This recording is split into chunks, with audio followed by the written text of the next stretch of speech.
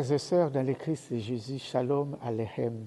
Aujourd'hui, nous sommes le 21e dimanche du temps ordinaire année B. Jésus est à Capharnaüm. Capharnaüm, une ville cosmopolite. Capharnaüm, une ville mouvementée.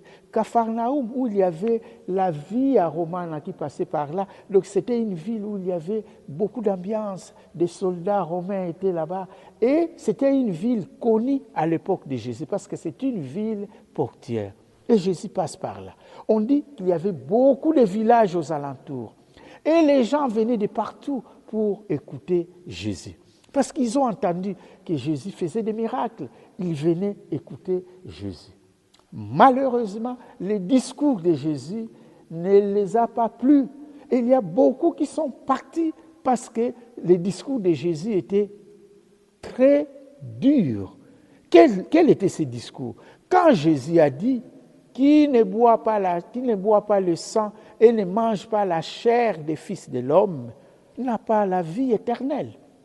Et ces gens-là ont dit, mais non, c'est impossible d'écouter ce genre de discours. Nous ne sommes pas des cannibales. En plus, dans l'époque de Jésus, on ne touchait pas le sang. Le sang est précieux. Si on ne touchait même pas le sang, comment on peut boire ce sang? Nous ne sommes pas des cannibales. Ils sont partis. Boire le sang, ça c'est une abomination. Ils ne peuvent pas le faire. Et ils sont tous partis. Ce discours-là n'a pas tenu. Et ses disciples, les apôtres, sont restés là. Il dit, et vous, qu'attendez-vous? Mais partez aussi. Et Simon-Pierre prit la parole et dit, à qui irions-nous, Seigneur, car tu as les paroles de la vie éternelle. C'est Jésus qui a les paroles de la vie éternelle. Chers frères et sœurs, ces paroles de Jésus, ces paroles de la vie éternelle, nous les trouvons maintenant dans la parole de Dieu, dans la Bible, dans les Écritures. Mais laissez-moi vous dire, parfois on est confortable quand les Écritures ou quand on lit dans les Écritures des choses qui nous intéressent ou des paroles que nous voulons entendre. Quand on entend la prospérité, la réussite, la richesse, la santé, oui, ça, la parole de Dieu. Mais quand la parole de Dieu est exigeante, en nous disant « aimez vos ennemis », en nous parlant de l'amour du prochain, en nous parlant des chemins de croix, là, ça devient trop dur. Ah, mais cette parole de Dieu est trop dure. Parfois, on dit « Seigneur, je ne suis pas capable ». Parce que la parole de Dieu devient exigeante. Eh bien, oui, c'est ça la parole de Dieu. Parfois, elle est dure à entendre, mais c'est la parole de Dieu. Nous sommes disciples de Jésus-Christ dans les meilleurs et dans les pires. Quand ça va, on est disciples. Quand ça ne va pas aussi, restons disciples. Ainsi, dans la première lecture, Josué va rassembler les tribus d'Israël. Et il va leur dire de choisir, soit de servir les dieux de leur père, qui est Yahvé, ou soit les dieux des Amorites. Choisissez les bons dieux. Oh, si vous voulez servir les dieux de vos pères, attention, c'est un Dieu qui est exigeant. C'est un Dieu qui demande aussi. Il a demandé à nos pères d'observer des choses. Et nous, à notre tour, nous devons aussi les observer. Alors, chers frères et sœurs, nous servons Dieu, mais notre Dieu est exigeant. Il nous montre un chemin à suivre et nous devons suivre ce chemin.